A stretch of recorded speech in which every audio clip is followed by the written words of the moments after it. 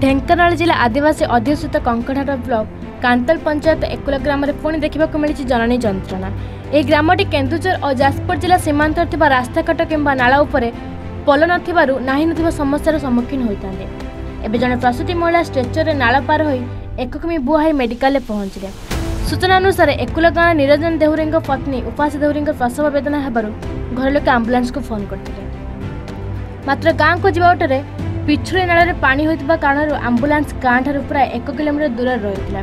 वर्षा पाई नाल में पानी बढ़िया सहित पत्थर आथिबारु आंबुलांस जाई पारुनथिबारु गाँव ठार 1 किमी दूर स्ट्रेचर साहाय्य प्रसूति को बही नाला पारी करिया परे आंबुलांस कंकड़हाट मेडिकल पहुंचते परिवार लोक। तेबे सेठे प्रसूति जनक एक कन्या सन्तान जन्म देते। कंकड़हाट ब्लॉक में आदिवासी अध्युषित जनसाधारण विकास नाम कोटी कोटी खर्च होता बेले पिछुड़ी नाला उपरे पोलटी 24 वर्ष शासन काल मध्य निर्माण हो पार दुर्भाग्य बोली जनापड़ी। एणे उक्त ग्राम को जीवाई पोलटी या जिलापाल दृष्टिदेव को जनसाधारण आकुल नवेदन कर खबर प्रसारण पर मोहन सरकार यह रास्ता कार्य आरंभ करेंगे ता देखा बाकी रहा। कौन कहे आज जो कंकड़हाट ब्लॉक आदिवासी अंचल एक रास्ता दुर्दिन जो अच्छी से पोलटी निहाती दरकार अवस्था रही कौन आवश्यक पदक्षेप कराई कौन सरकार आसला कौन कर देखु विगत 24 सरकार रे ए समस्याटी थिला। कंकड़हाट ब्लॉकर एकुल ग्राम पर्यंत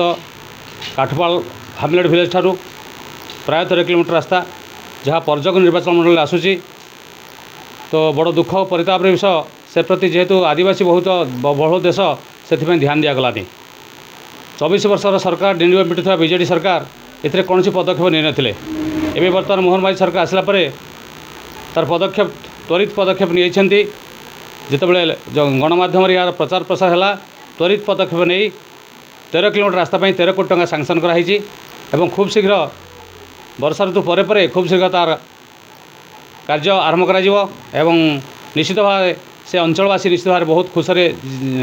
से ब्रिज भी अच्छी एवं रास्ता अच्छी जहाँकि प्रधानमंत्री सड़क योजना कार्यक्रम अंतर्गत हम। एवं बर्तमान कतकाली 2 दिन तले देखिली गोटे फोटो देखी बहुत कष्ट विदाक हृदय विदाक दृश्य जड़े गर्भवती माँ को से नदी पार कर आणला बेले से समय मन पड़ता जदि प्रकृत में आम सरकार दरद पूर्व सरकार दरद था ये पदक्षेप माने ये जिनस आज होना था। जहाँ हो कष्ट हो पछके एवं बर्तमान सरकार बर्तमान ताकू सचेतन अच्छा बीजेपी सरकार विभूति प्रधान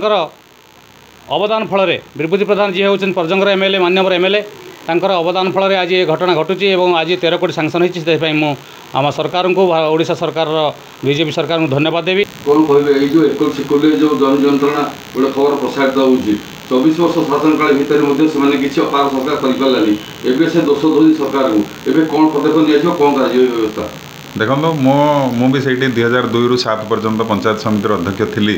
से पूरा दुर्गम अंचल थिला मुझे से पंचायत रू प्रतिनिधित्व करूली मुझे पादरे चलिकी जाऊँगी 14-15 किलोमीटर जाए सेठी मु अध्यक्ष है सेठी प्रति समस्त को सेतेबेले आम आवास घर जोगे देथिलु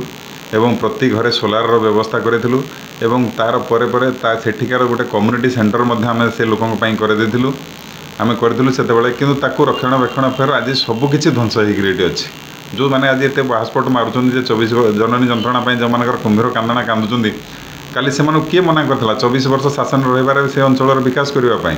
से लोक मानकर सुख सुविधा को पाखे पहुँचापी कहीं तो मना कर आज कुंभीर कांदना कांदिले कौन हम वास्तविक ये जो विषयटी आप कहले यह संवेदनशील विषय से मुझे दुखित मुझ दुख प्रकाश करुँची किंतु आप जानी खुशी हे आम वर्षे दायित्व नवा भितर से प्रधानमंत्री ग्राम सड़क पक्का पिचु रास्ता पीडब्ल्यूडी ठारू एकुल पर्यंत एक रास्ता मंजूर होती 7 दिन तले खूब शीघ्र से काम आरंभ हो एवं से अंचल सामग्रिक विकास आम चेष्टार अच्छु से मैंने 24 वर्ष जहाँ करना आम गोटे वर्ष आरंभ कर देचु एवं आप देखिए आम कार्यकाल ये कार्यकाल सरला बेलू से चित्र पूरा परिवर्तन हो जाए। समस्या कौन नाल प्रधानमंत्री ग्राम सड़क जो जाऊँगी से रास्ता देकर जाऊँगी परमानेंट ब्रिज हम उच्चा पोल हम एवं रास्ता पूरा पिछु रास्ता पीडब्ल्यूडी ठारू एकुल पर्यंत 13.25 किलोमीटर सरकार तरफ ऑलरेडी मंजूर सरी तेणु से रास्तार समस्या आगू किसी रही। ढेंकानाल स्वतंत्र प्रतिनिधि अक्षय कुमार रिपोर्ट एवं ओडिशा।